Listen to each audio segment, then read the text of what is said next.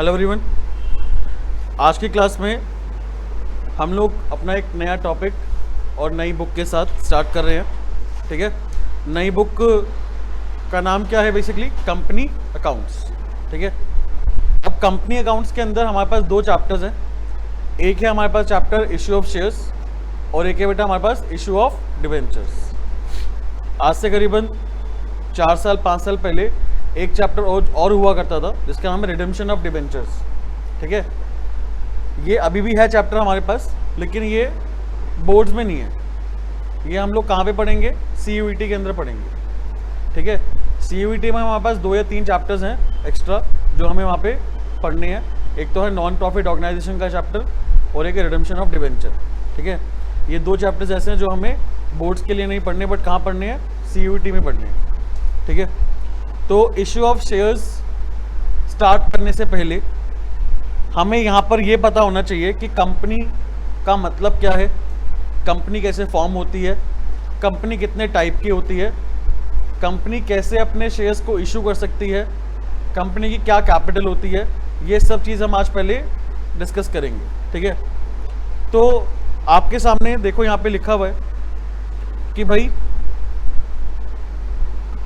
पहली बात, कंपनी जो है, अगर हमें कंपनी को रजिस्टर करना है, किसी भी कंपनी को रजिस्टर करना है या इनकॉर्पोरेट करना है, फॉर्म करना है, तो वो कहाँ पे फॉर्म होगी बेटा? किसके अकॉर्डिंग फॉर्म होगी? बेसिकली कंपनीज एक्ट 2013 के अकॉर्डिंग यहाँ पर हमें कंपनी को रजिस्टर करना पड़ेगा। अब कंपनी को हमें रजिस्टर कैसे करना है, समझते कहानी क्या है भाई। देखो, ए और बी दो पार्टनर हैं, पार्टनर कहना सॉरी, ए और बी दो लोग हैं। ठीक है, ये दोनों मिलकर चाहते हैं कि अपनी एक कंपनी फॉर्म करें। कंपनी फॉर्म करने के लिए इनको कुछ डॉक्यूमेंट्स की ज़रूरत होती है। इनको डॉक्यूमेंट्स बनाने पड़ते हैं, प्रिपेयर करने पड़ते हैं। कौन कौन से? एक तो मेमोरेंडम ऑफ एसोसिएशन, दूसरा आर्टिकल ऑफ एसोसिएशन। ठीक है, प्रोस्पेक्टस वगैरह भी होता है। ठीक है, कि कंपनी क्या करना चाह रही है आगे, कंपनी किस चीज़ के लिए फॉर्म हुई है, ये प्रोस्पेक्टस वगैरह भी हमें यहाँ पे बनाना पड़ता है। तो बेसिकली प्रोस्पेक्टस की बात अभी बाद में करेंगे। अभी हमें यहाँ पर 2 चीज़ें ऐसी डॉक्यूमेंट्स है जो बहुत ही इंपॉर्टेंट है कंपनी को रजिस्टर के लिए। पहला मेमोरेंडम ऑफ एसोसिएशन और दूसरा आर्टिकल ऑफ एसोसिएशन। बात क्लियर? ठीक है, ये दोनों डॉक्यूमेंट बनाने के बाद एक रजिस्ट्रेशन फॉर्म है, वो हमें फिल करना होता है। और ये तीनों चीज़ों को, हाँ जी, ये तीनों चीज़ों को हम लोग क्या करेंगे? सबमिट कर देंगे। कहाँ पर?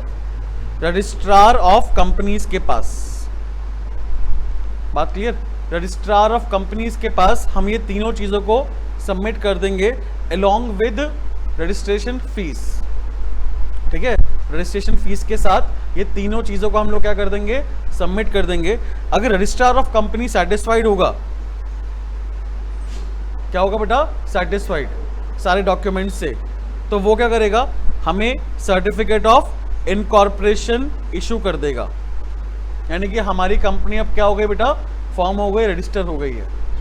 बात क्लियर? अब हम अपना बिजनेस स्टार्ट कर सकते हैं। तो कंपनी कुछ इस तरीके से फॉर्म होती है। अब ए और बी जो 2 लोग हैं, अब इनको डिसाइड भी तो करना है। बेसिकली फॉर्म होने से पहले इनको डिसाइड करना पड़ेगा कि ये कौन सी टाइप की कंपनी खोलना चाहते हैं। बात क्लियर? तो यहाँ पर ना, वैसे देखो मैं आपको बताऊं, हम यहाँ पे प्योर थ्योरी नहीं कर रहे, प्योर थ्योरी नहीं कर रहे। यहाँ पे हम लोग एक ओवरव्यू ले रहे हैं प्रैक्टिकल क्वेश्चंस को करने के लिए। ठीक है, कुछ थ्योरी पोर्शन का ओवरव्यू ले रहे हैं प्रैक्टिकल क्वेश्चंस को करने के लिए। बात क्लियर? हम लोग बाद में एक क्लास रखेंगे, करीबन वो 2 से 2.5 घंटे की क्लास होगी, जिसके अंदर मैं आपको डिटेल थ्योरी क्लास दूंगा। 12th क्लास के अंदर एक ये चैप्टर ऐसा है जो थ्योरेटिकल चैप्टर कह सकते हो आप, जिसके अंदर थ्योरी ज़्यादा है। प्रैक्टिकल तो है, प्योर प्रैक्टिकल तो है, 90% प्रैक्टिकल है, 10% थ्योरी है। जैसे अभी तक हमने पार्टनरशिप में देखा, पार्टनरशिप में बहुत कम थ्योरी हमने देखी है, बट यहाँ पे कंपनी के अंदर आप थ्योरी पोर्शन थोड़ा ज़्यादा देखोगे एज कंपेरिजन टू पार्टनरशिप। और ऐसे कुछ क्वेश्चंस बोर्ड में और CUET में पूछे जा चुके हैं कंपनी से, थ्योरी वाले, जिसकी जो बेसिकली आपके TS ग्रेवाल में भी नहीं है। समझ में आई बात? ऐसे कुछ क्वेश्चंस पूछे जा चुके हैं कंपनीज में से, जिस जो पार्ट बेसिकली वो टीएस अग्रवाल के अंदर है ही नहीं। वो कहाँ पर है? एनसीईआरटी में है। और मैं आपको सीरियसली बता रहा हूँ, 2022 की बात है ये। 2022 में जो एग्ज़ाम हुआ था बोर्ड, वो 2 पार्ट्स में हुआ था, आपको शायद पता हो, ठीक है। 50% पेपर जो है वो आपका हुआ था एमसीक्यू बेस्ड, और 50% पेपर हुआ था आपका पूरा प्रैक्टिकल बेस्ड, है ना। दिसंबर में हुआ था, 2021 दिसंबर में एमसीक्यू, और 2022 मई में हुआ था प्रैक्टिकल। तो उस टाइम पे 4 बच्चों के 40 आउट ऑफ 40 आए थे, ठीक है। हमारे यहाँ से 4 बच्चों के 40 आउट ऑफ 40 आए थे। बहुत बच्चों के आ सकते थे 40 आउट ऑफ 40, 39 मैं कह रहा हूँ, 7-8 बच्चों के 39 मार्क्स थे। बट एक क्वेश्चन ऐसा आया हुआ था जो एनसीईआरटी की सिर्फ एक लाइन में से गिवन था। एक लाइन में से एक क्वेश्चन बना रखा था एनसीईआरटी में से, और वो टॉपिक टीएस अग्रवाल में, डीके गोयल में किसी बुक में नहीं था। समझ में आई बात? तो हमें यहाँ पर डिटेल जो थ्योरी हम पढ़ेंगे ना, वो कहाँ से पढ़ेंगे? एनसीईआरटी में से पढ़ेंगे, ठीक है। तो यहाँ पर सबसे पहले टाइप्स ऑफ कंपनी की बात करें। देखो, टाइप्स ऑफ कंपनी ना बेस्ड होती है शेयर्स पे, गारंटी पे, है ना, लायबिलिटी पे। वो हम लोग बाद में देखेंगे। अभी हम लोग बेसिक चीज़ देख रहे हैं कि हमारे पास 3 टाइप की कंपनी होती हैं। एक तो गवर्नमेंट, हाँ जी, एक तो कौन सी कंपनी है बेटा? Government company. दूसरी बेटा प्राइवेट कंपनी, और तीसरी बेटा कौन सी? पब्लिक कंपनी, ठीक है। हम लोग पहले प्राइवेट और पब्लिक कंपनी पे आते हैं। प्राइवेट कंपनी वो कंपनी है जिसमें मिनिमम मेंबर्स कितने होने चाहिए? 2, यानी कि कोई भी 2 जने मिलकर प्राइवेट कंपनी को फॉर्म कर सकते हैं। बात क्लियर? और मैक्सिमम मेंबर्स कितने हो सकते हैं? 200। लिमिट है भाई। मिनिमम मेंबर्स कितने? 2, और मैक्सिमम कितने? 200। 200 तक की लिमिट है। पब्लिक कंपनी की बात करें तो मिनिमम मेंबर्स हमारे पास कितने होते हैं? 7, यानी कि 7 लोगों से मिलकर ही पब्लिक कंपनी फॉर्म हो सकती है, और मैक्सिमम मेंबर्स की कोई लिमिट नहीं है, ठीक है। कितने भी मेंबर्स बना सकते हैं हम लोग। तो आपसे एक क्वेश्चन पूछता हूं, मेंबर्स मतलब ओनर, मेंबर्स मतलब ओनर। और ओनर कैसे बनता है कंपनी में? शेयर्स को खरीद के, ठीक है। कोई भी इंसान अगर शेयर खरीदेगा, वो कंपनी का क्या बन जाएगा? ओनर, यानी कि मेंबर बन जाएगा। तो यहां पे मैं आपसे एक क्वेश्चन पूछूंगा कि इन दोनों में से ऐसी कौन सी कंपनी है जो पब्लिक में इशू कर सकती है शेयर्स, लोगों में बांट सकती है? हाँ जी, कौन सी कंपनी है? Public company. क्यों? ऐसा क्यों? क्योंकि मेंबर्स अनलिमिटेड है। मेंबर्स क्या है बेटा? अनलिमिटेड। कितने भी मेंबर्स ओनर बन सकते हैं कंपनी के, कोई लिमिट नहीं है ओनर की। ओनरशिप के मेंबर्स की कोई लिमिट नहीं है। लेकिन अगर हम प्राइवेट कंपनी की बात करें, वहां पे मेंबर्स कितने बन सकते हैं? सिर्फ 200। बात समझ में आई? 200 मेंबर्स बन सकते हैं। इसलिए हम लोग जो शेयर्स है ना प्राइवेट कंपनी में, वो अपने फैमिली, फ्रेंड्स या कुछ अच्छे खासे बड़े इन्वेस्टर्स को दे सकते हैं, है ना। अपने फैमिली, फ्रेंड्स या कुछ बड़े इन्वेस्टर्स को जो हमारी कंपनी में इन्वेस्ट करना चाहते हैं, उनको हम लोग शेयर देकर अपनी कंपनी का मेंबर बना सकते हैं, क्योंकि मेंबर्स की लिमिट कितनी है? सिर्फ 200। बात समझ में आ गई? कोई दिक्कत तो नहीं है। लेकिन मैं दोबारा बोल रहा हूं, पब्लिक कंपनी के अंदर शेयर्स हम लोग पब्लिक में इशू कर सकते हैं, आम लोगों को शेयर्स दे सकते हैं, कोई भी चाहे शेयर खरीद सकता है, कोई लिमिट नहीं है, कोई लिमिट नहीं है। बात क्लियर? अच्छा, गवर्नमेंट, बहुत बच्चे ना गवर्नमेंट कंपनी और पब्लिक कंपनी को मानते हैं सेम, कि government company public company same है, बट ऐसा नहीं है। क्यों? क्योंकि गवर्नमेंट कंपनी कौन सी कंपनी है? जिसके अंदर 50% से ज्यादा का शेयर होल्डिंग किसका होगा? गवर्नमेंट का। अब मैं दोबारा बोलूं, देखो, प्राइवेट कंपनी या पब्लिक कंपनी, प्राइवेट कंपनी या पब्लिक कंपनी के 50 से ज्यादा % शेयर्स अगर स्टेट गवर्नमेंट के पास है, हाँ जी, या फिर सेंट्रल गवर्नमेंट के पास है, या फिर दोनों के पास है, या तो स्टेट के पास है या सेंट्रल या दोनों के पास है, तो वो पब्लिक और प्राइवेट कंपनी क्या बन जाएगी? गवर्नमेंट कंपनी बन जाएगी। समझ में आई बात? अगर कोई भी इंडिया के अंदर कोई भी प्राइवेट कंपनी है या कोई भी पब्लिक कंपनी है, उसके 50% से ज्यादा के शेयर अगर गवर्नमेंट खरीद लेती है, 50% से ज्यादा के शेयर गवर्नमेंट खरीद लेगी, तो वो कंपनी क्या बन जाएगी? गवर्नमेंट कंपनी बन जाएगी। अब मैंने कंपनी खोली next step classes private limited. Private limited है क्या बेटा? Private limited. एक बहुत बड़ी कंपनी बन गई मेरी। बात क्लियर? मेंबर्स कितने? मैक्सिमम 200, मिनिमम कितने हैं? 2। बात क्लियर? तो मैंने क्या करा, यहाँ पर गवर्नमेंट में एक गवर्नमेंट स्टेट गवर्नमेंट है, दिल्ली गवर्नमेंट, केजरीवाल, ठीक है, वो उन्होंने मेरे से अप्रोच करा कि भाई आपकी कंपनी के 50% से ज्यादा के शेयर्स हम खरीदना चाह रहे हैं। आपकी कंपनी की जो टोटल कैपिटल की वैल्यू है ना, वो फॉर एग्जांपल कितनी है? 10 करोड़। तो आपको मैं 5 करोड़ 1 रुपए, ये तो हुआ। अच्छा 50% ज्यादा क्या होता है? 51। 50% ज्यादा 51 होता है क्या? वो तो होता ही है। तो बनाई कर रहे हो, वो तो होता ही है। लेकिन क्या जरूरी 51% शेयर खरीदेंगे तो ही कंपनी के मेंबर बन सकते हैं, ओनर बन सकते हैं? नहीं ना, 50.1% भी हो सकता है। 50.1% यानी 50% से अगर 1 रुपए ज्यादा भी है तो वो कंपनी किसकी कंपनी बन जाएगी? गवर्नमेंट कंपनी बन जाएगी।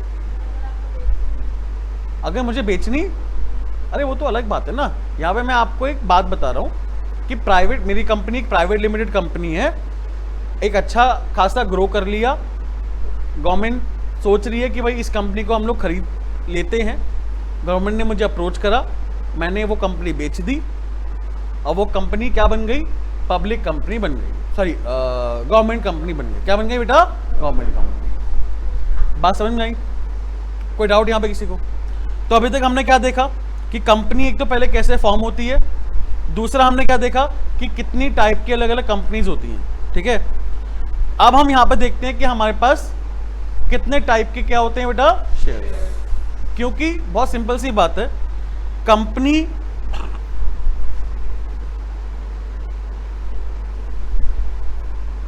की कैपिटल जो है, हाँ जी, कंपनी की जो कैपिटल है वो कैसे रेज होती है? हाँ जी, कैसे रेज होती है? कैसे आती है? शेयर्स को इशू करके, by way of issue of shares. Shares को इशू करके हम लोग कंपनी की कैपिटल रेज कर सकते हैं। इसलिए अगर किसी को छोटा बिजनेस करना है तो वो अकेले कर सकता है, तो वो कौन सा मीडियम चूज करेगा, कौन सा फॉर्म चूज करेगा? बेसिकली कौन सा फॉर्म चूज करेगा? Sole proprietorship. Forms of business organization chapter number 2 था हमारा बिजनेस स्टडीज का, क्लास 11th का, ठीक है। अगर किसी को एक छोटा सा बिजनेस सेटअप करना है अपना, तो वो अकेले भी सेटअप कर सकता है, उसके अंदर कैपिटल रिक्वायरमेंट कम होती है। बात क्लियर? तो वो कौन सा बिजनेस फॉर्म चूज करेगा? Sole proprietorship. अगर किसी को एक अच्छे थोड़े बड़े लेवल का बिजनेस करना है तो वो चाहिए उसके लिए पार्टनर्स, तो कौन सा बिजनेस चूज करेगा? पार्टनरशिप। अगर किसी को एक ह्यूज कैपिटल की रिक्वायरमेंट है, अच्छे खासे पैसे की रिक्वायरमेंट है, और वो नहीं चाहता कि मेरी पैसे की रिक्वायरमेंट लोन लेकर पूरी हो, समझ रहे हो? कैपिटल और लोन में डिफरेंस क्या है? कैपिटल और लोन में पहली बात, दोनों लायबिलिटी है। कैपिटल लोन दोनों क्या है मेरे लिए? लायबिलिटी, उधारी मेरे लिए है। बट दोनों में डिफरेंस क्या है? लायबिलिटी यानी लोन जो है वो मुझे एक पर्टिकुलर टाइम पीरियड के बाद पे करना पड़ेगा, है ना। लेकिन कैपिटल को मैं कब पे करूंगा? जब मेरी कंपनी ही क्या हो जाएगी? वाइंड अप, बंद हो जाएगी। जब मेरी कंपनी क्या हो जाएगी? बंद, उस टाइम पे मैं अपनी कैपिटल जो है वो पे करूंगा। बात क्लियर?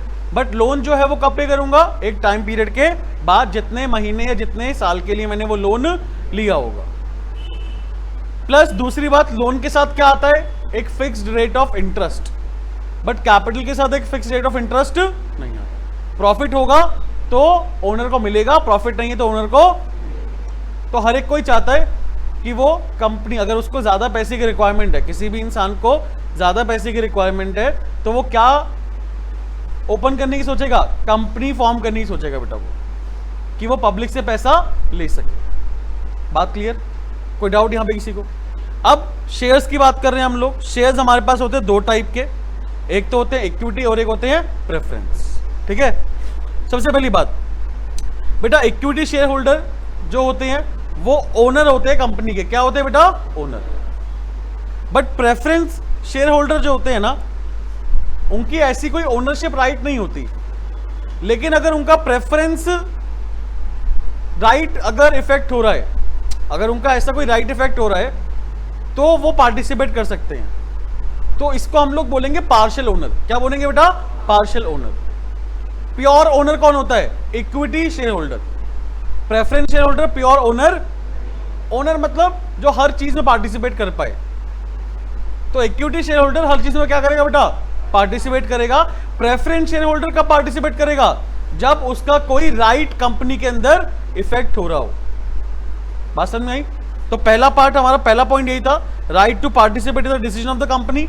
हर एक डिसीजन में पार्टिसिपेट कर सकता है equity share holder. But preference share holder कब पार्टिसिपेट करेगा? जब उसका कोई राइट इफेक्ट हो रहा हो। बात क्लियर? दूसरा पॉइंट, इक्विटी शेयर होल्डर क्या होता है बेटा? कंपनी का owner. But preference share holder क्या होता है बेटा? हाँ जी, पार्शियल ओनर होता है। क्या होता है बेटा? Partial owner. थर्ड, एक बेटा यहां पे कोई फिक्स रेट ऑफ डिविडेंड नहीं होता, एक fix rate of dividend. But यहां पर क्या होता है? Fix rate of dividend. बात क्लियर? और डिविडेंड जो है पहले किसको मिलेगा? प्रेफरेंस को या इक्विटी को? प्रेफरेंस को। ठीक है, उसके बाद जो पैसा बचेगा, जितना पैसा बचेगा वो सब किसका होगा? तो इसलिए कोई fix rate of dividend equity का नहीं होता, बट प्रेफरेंस का क्या होता है? Fix rate of dividend. और लास्ट पॉइंट बेटा, रीपेमेंट ऑफ कैपिटल की बात कर रहे हैं हम लोग। कैपिटल रीपे कब होगी, कैसे होगी? वाइंडिंग अप पे होगी। कब होगी? पहली बात तो वाइंडिंग अप हो रहा है भाई, एक कंपनी जो है वाइंडिंग अप हो रही है। ठीक है, तो उस केस में सबसे पहले कैपिटल किसको मिलेगी? प्रेफरेंस को। नाम ही क्या है? प्रेफरेंस। उनको इक्विटी से प्रेफरेंस देनी है। ठीक है, they got preference over the equity. बात समझ में आई? प्रेफरेंस शेयर होल्डर नाम ही इसलिए पड़ा है उनका कि उनको प्रेफरेंस मिलेगी इक्विटी से।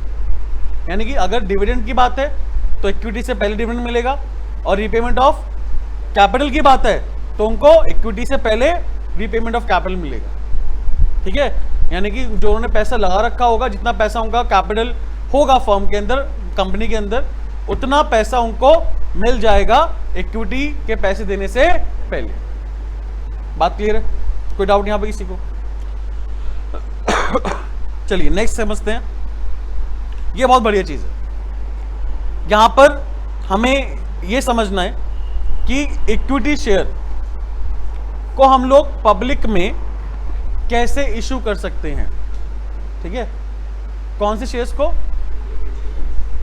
हम लोग ये भी यहां पे ये भी ध्यान रखना, इस चैप्टर के अंदर अधिकतर पब्लिक कंपनी की बात करेंगे। किसकी बात करेंगे? प्राइवेट कंपनी की नहीं कर रहे भैया, बिकॉज अधिकतर क्वेश्चंस पब्लिक में इशू करने के लिए बनाए रखे हैं। ठीक है, 90% क्वेश्चन बेटा पब्लिक में इशू करने वाले हैं, तो यानी कि वो कंपनी कौन सी होगी। तो इसलिए आपके दिमाग में क्लैरिटी बहुत ज़रूरी है पब्लिक कंपनी और प्राइवेट कंपनी के बीच में। प्राइवेट कंपनी में मिनिमम मेंबर्स कितने? 2, मैक्सिमम कितने? इसकी वजह से प्राइवेट कंपनी पब्लिक में शेयर्स को इशू नहीं कर सकती। कौन कर सकता है? क्योंकि वहां पर मेंबर्स को बनाने की कोई लिमिट नहीं। बात क्लियर? अच्छा, यहां पे समझना, 15 अप्रैल 2024 को रिलायंस कंपनी चाहती है कि वो 10,000 शेयर्स को इशू करे पब्लिक में, और एक शेयर की कीमत है 1,000 रुपए। कितनी है भाई? 1,000। ठीक है, तो सबसे पहले रिलायंस कंपनी को क्या करना पड़ेगा? शेयर मार्केट में अपने आप को लिस्ट कराना पड़ेगा, अपने शेयर्स को लिस्ट कराना पड़ेगा कि वो शेयर बेचना चाहती है। उसकी इंफॉर्मेशन किसको देगा? शेयर मार्केट को। जब भी तो हमें पता लग पाएगा। हमें शेयर मार्केट से ही पता लगता है कि कौन सी कंपनी शेयर्स अपना बेचना चाहती है। बात क्लियर? चलिए, शेयर मार्केट को कंट्रोल कौन करता है? SEBI, सेबी, यानी कि security exchange board of India. Regulate control कौन करता है बेटा? सेबी करता है। किसको? शेयर मार्केट को। बात क्लियर?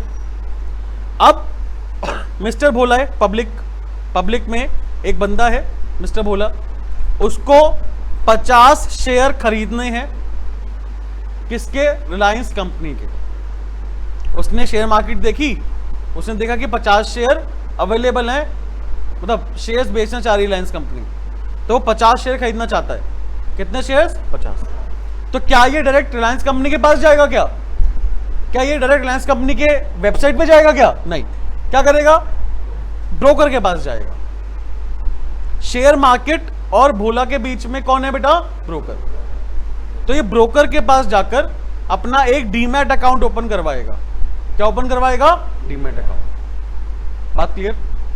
डीमैट अकाउंट ओपन करने के बाद ये ब्रोकर को 50 शेयर के खरीदने की रिक्वेस्ट डालेगा। 50 शेयर को खरीदने की क्या डालेगा? रिक्वेस्ट। ब्रोकर देखेगा कि 50 शेयर मार्केट में है या नहीं है। अगर होंगे तो 50 शेयर ही खरीदेगा ब्रोकर। किसके नाम से? मिस्टर भोला के नाम से। तो मिस्टर भोला के डीमैट अकाउंट के अंदर, डीमैट अकाउंट क्या होता है? बेसिकली एक तरीके से शेयर्स का स्टॉक अकाउंट होता है। शेयर्स का क्या होता है? यहां पे नंबर ऑफ शेयर्स होते हैं डीमैट अकाउंट में। क्या होते हैं? Number of shares. बात क्लियर? तो रिलायंस कंपनी के 50 शेयर ऐड हो गए डीमैट अकाउंट के अंदर, और मेरे बैंक अकाउंट से क्या होंगे बेटा? 50,000 रुपए माइनस हो जाएंगे। कैसे? 50 मल्टीप्लाई 1000 है ना, 50 मल्टीप्लाई बाय 1000, 50,000 माइनस हो गए। यहां तक कोई डाउट? क्लियर है पॉइंट? अब 20 अप्रैल 2024 को इसने शेयर मार्केट देखी, इसको पता लगा कि रिलायंस कंपनी के शेयर जो हैं वो अब कितने हो गए? 1150। अच्छा, रिलायंस कंपनी के 10,000 शेयर जो इशू करी है ना, ये बेसिकली इसको मान लो कि ये पब्लिक इशू है। क्या है बेटा? ये पब्लिक इशू। जब कंपनी पहली बार अपने शेयर इशू करना चाहती है, क्या बोलते हैं उसे? Public issue. ठीक है? आईपीओ सुना आपने? IPO, initial public offer. बहुत सारी कंपनीज का रिसेंटली आईपीओ आया है। जोमेटो का आया था, ओला का आया था, और भी बहुत सारी कंपनीज हैं। ठीक है? पेटीएम का आया था, फ्लिपकार्ट का भी आया मेरे ख्याल से, है ना? तो ऐसी बहुत सारी कंपनीज है जिनका रिसेंटली क्या हुआ बेटा? आईपीओ आया, initial public offer. Initial public offer मतलब जब कंपनी पहली बार शेयर्स मतलब बेचना चाह रही है पब्लिक में। ठीक है? और पब्लिक ऑफर मतलब क्या होता है? एक बार तो बेच दिए स्टार्टिंग में, बाद में दोबारा से कैपिटल रेज करना चाह रही है। बाद में दोबारा से अपनी क्या कर रही है बेटा? कैपिटल रेज करना चाह रहे हैं। बात समझ में आ गई? कोई दिक्कत? तो रिलायंस कंपनी ने जब इशू करा अपने शेयर्स, तो उसने 1000 रुपए में करे। कितने में करे? 1000। सारे शेयर बिक गए। अब सारे शेयर बिक गए। अब मार्केट के अंदर रेट फ्लक्चुएट होता है। मार्केट में क्या होता है? रेट फ्लक्चुएट, बढ़ता भी है, घटता भी है, according to the company's performance. Company की परफॉर्मेंस को देखते हुए शेयर मार्केट के अंदर बढ़ेगा भी और घटेगा भी। ठीक है? तो 20 अप्रैल 2024 को रिलायंस कंपनी का शेयर मार्केट में कितना हो गया? 1150। कितना हो गया भैया? बढ़ गया। तो भोला के पास यहां पर क्या ऑप्शन है? क्या करेगा भोला इस टाइम पे? हाँ जी, क्या करेगा? कौन कह रहा है सर बेच देगा? हाँ जी, कौन कह रहा है सर बेच देगा? कौन कह रहा है सर कुछ नहीं करेगा? कौन कह रहा है सर खरीद लेगा? भाई डिपेंड करता है उसके ऊपर, उसकी नॉलेज के ऊपर, उसकी शेयर मार्केट की। अगर उसको लग रहा है कि आगे शेयर और ज्यादा बढ़ने वाला है, अगर उसको लग रहा है कि आगे शेयर और ज्यादा बढ़ने वाला है, तो वो यहां पे क्या करेगा? अगर उसके पास पैसा होगा तो वो और खरीद सकता है।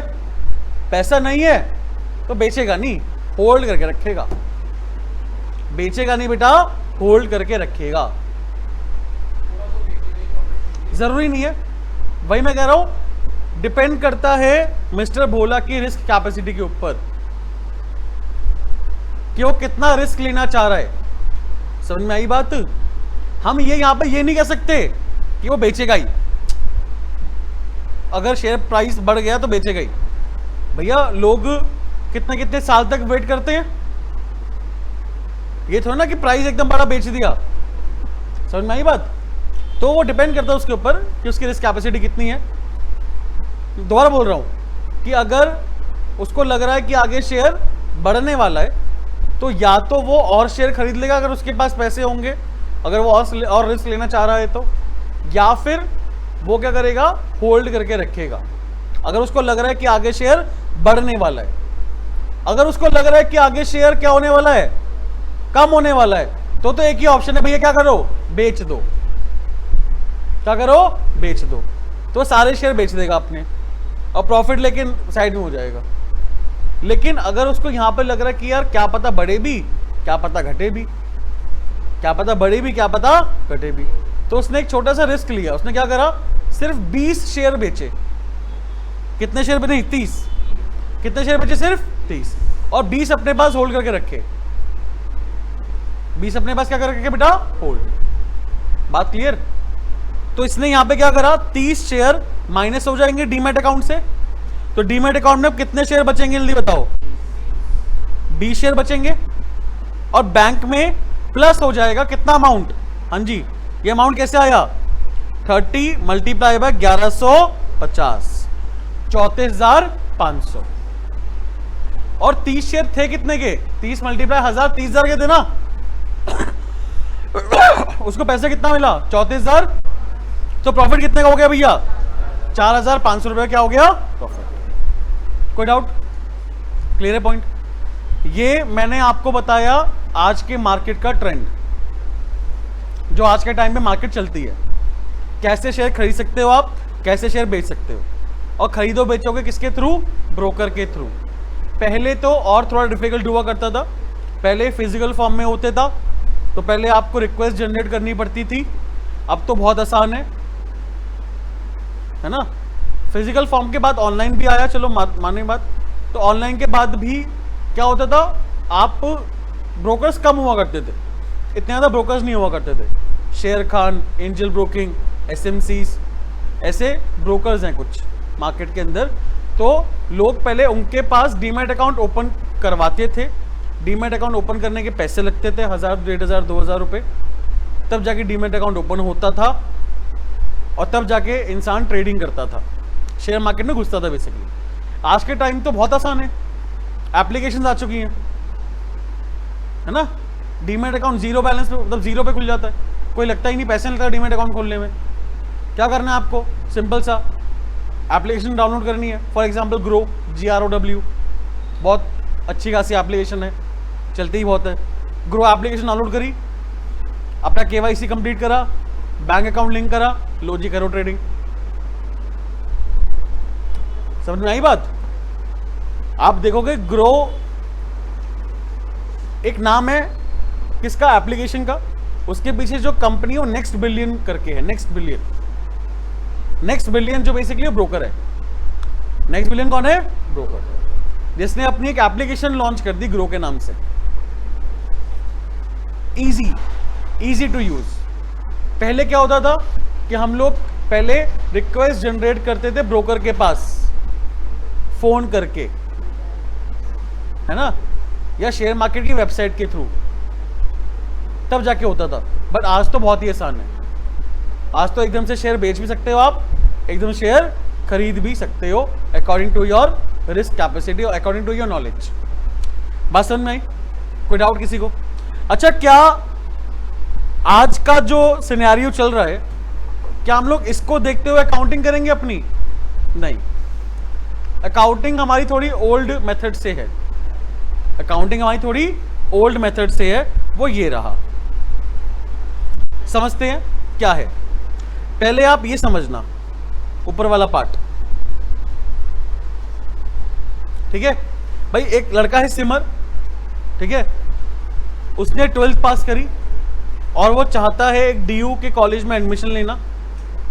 और उसका सपना है कि वो कहाँ जाए, SRCC, ठीक है। तो सबसे पहले वो क्या करेगा, SRCC का प्रोस्पेक्टस खरीदेगा। प्रोस्पेक्टस के साथ क्या आएगा, एक एडमिशन फॉर्म आएगा। क्या आएगा बेटा, एक एडमिशन फॉर्म। एडमिशन फॉर्म को खरीदने के बाद घर पे ले आए, ये फिल करेगा इसको, और एडमिशन फॉर्म के साथ साथ जो भी रजिस्ट्रेशन फीस है, एडमिशन फीस है, वो दोनों चीज़ों को कॉलेज में सबमिट कर देगा, ठीक है। अगर कॉलेज के पास सीट होगी उसके लायक, तो कॉलेज उसको सीट अलॉट कर देगा। सेम प्रोसेस कंपनी में भी होता है। अब सिमर ही है, सिमर एक बिजनेसमैन बन गया। अब वो शेयर मार्केट में क्या करता है बेटा, ट्रेडिंग करता है। उसको एक कंपनी दिखे, लूटले लिमिटेड, कंपनी का नाम ही क्या है, तो कंपनी करती भी क्या होगी, लूटती होगी। तो सिमर कह रहा है कि मैं भी इसका ओनर बनना चाहता हूं, ठीक है। तो सिमर ने क्या करा, कंपनी का प्रोस्पेक्टस खरीदा, उसके बारे में देखा कि कंपनी ने पहले कितना लूटा, अभी कितना लूट रही है, और आगे कितना लूटना चाह रही है, ठीक है। यानी कि बेटा क्या बात कर रहे हैं हम यहाँ पर, किसकी बात कर रहे हैं, कंपनी के पहले के काम की, आज के काम की, और आगे फ्यूचर प्लानिंग। प्रोस्पेक्टस के साथ क्या आया, फॉर्म आया, share application form, share application form. अपने घर लाया वो, उसने शेयर एप्लीकेशन फॉर्म फिल करा, जितने शेयर वो खरीदना चाहता है वो लिखा, और साथ साथ सबमिट करा दिया कंपनी के अंदर। या चाहे बोलो फिजिकल फॉर्म हो या फिर ऑनलाइन वाला हो, डिपेंड करता है, वो देखो कोई बात नहीं उसमें। बट पहले हमें क्या करना पड़ेगा, कंपनी में रिक्वेस्ट जनरेट करनी पड़ेगी। क्या करनी पड़ेगी कंपनी में, कि मैं इतने शेयर्स खरीदना चाहता हूं, और साथ साथ पैसा भी सबमिट करना पड़ेगा कंपनी में, जो भी कंपनी की रिक्वायरमेंट होगी कि कितना पैसा आपको सबमिट करना पड़ेगा, ठीक है। तो ये प्रोसेस है हमारा। इस प्रोसेस के थ्रू हमें क्या करनी है, अपनी अकाउंटिंग करनी है। बात समझ में आई आपको, क्लियर है बात। ऊपर जो मैंने आपको यहाँ पे शेयर को बेचने का पूरा प्रोसेस बताया, वो आज का प्रोसेस है, बट हमें अकाउंटिंग कुछ इस मेथड से करनी है। सबसे पहले, अच्छा अकाउंटिंग हम किसकी कर रहे हैं, शेयर होल्डर की, कंपनी की, हाँ जी किसकी, कंपनी की। शेयर होल्डर थोड़ा कर रहे हैं हम किसी कर रहे हैं बेटा। तो कंपनी जब भी शेयर बेचेगी तो उसके पास सबसे पहले क्या आएगा, एप्लीकेशन फॉर्म। क्या आएगा, एप्लीकेशन के साथ क्या आएगा, एप्लीकेशन मनी। एप्लीकेशन फॉर्म के साथ क्या आएगा, तभी कंपनी को पता लग पाएगा कि उसके कंपनी के शेयर्स कितने लोग खरीदना चाहते हैं। समझ में आई बात।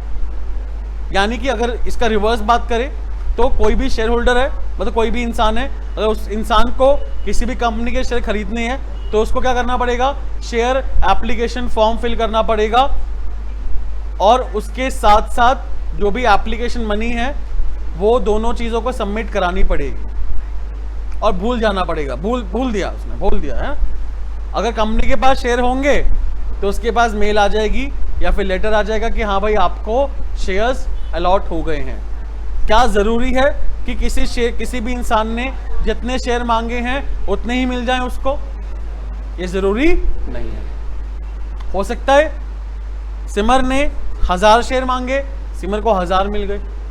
हो सकता है कि सिमर ने 1000 शेयर जो मांगे थे, कंपनी के पास इतने शेयर्स नहीं थे, कंपनी के पास थे सिर्फ 200, तो सिमर को 200 ही मिले। यह भी हो सकता है कि जब सिमर ने 1000 शेयर की एप्लीकेशन मनी और फॉर्म सबमिट कराया, उस टाइम पे सारे शेयर क्या हो गए थे, बिक गए थे, तो कंपनी के पास कोई शेयर बचे नहीं, तो कंपनी ने उसको क्या कर दिया, रिजेक्ट कर दिया, मना कर दिया, और साथ के साथ उसका पैसा भी रिफंड कर दिया। ये सारी अकाउंटिंग है, ये सब हमें पढ़ना है। बात क्लियर? अच्छा, क्या ऐसा हो सकता है कंपनी ने 10,000 शेयर इशू करना चाहा, कंपनी ने मार्केट में कितने शेयर इशू करना चाहती है, 10,000, उसने डाल दी 10,000 शेयर, क्या कंपनी 10,000 से ज्यादा शेयर इशू कर सकती है? फिर नहीं, कंपनी 10,000 से ज्यादा शेयर इशू। तो भाई अकाउंटिंग जो है हम लोग नेक्स्ट क्लास में देखेंगे। आज हमने क्या देखा अकाउंटिंग के पीछे उसका थ्योरी कॉन्सेप्ट सारा नहीं, सिर्फ और सिर्फ 20% देखा है, 80% थ्योरी बची है हमारी। दोबारा बोल रहा हूं मैं आप लोगों को कि हमने आज जो थ्योरी पढ़ी है वो पूरी थ्योरी नहीं है, फुल फ्लैश थ्योरी नहीं है, हमने सिर्फ उतनी थ्योरी पढ़ी है जितना हमारे प्रैक्टिकल में काम आएगा। ठीक है, अकाउंटिंग जो है वो हम लोग नेक्स्ट वीडियो में देखेंगे। जब तक आप इसको एक बार रिवाइज करिएगा। मिलते हैं नेक्स्ट वीडियो में। Till then bye.